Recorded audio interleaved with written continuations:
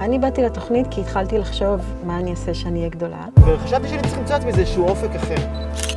אז תוכנית מאוד מתאימה לאנשים כמוני. רובם עובדים בצורה כזו או אחרת בתעשייה, בתפקידים שונים. כולנו למדנו קולנוע. אני יכול להגיד שהכיתה מרתקת. ללמוד, קצת לפתוח את הראש, אחרי הרבה שנים שלא למדנו, שלא היינו במסגרות אקדמיות. שמה שלמדתי יהיה חלק מהעניין ולא יישאר מאחור. אני מוצא את עצמי מתעניין, נסחף, קצת משקיע יותר מדי. זה גם משליך מאוד הדברים שאני עושה בחיים שלי. עושה לי חשק, אני לא יודע, אולי אפילו להמשיך ללמוד אחר כך. לימודים בסמינר מאוד נוחים. כאילו התוכנית היא לתוך החיים שלי ולא הפוך. זה במרכז תל אביב.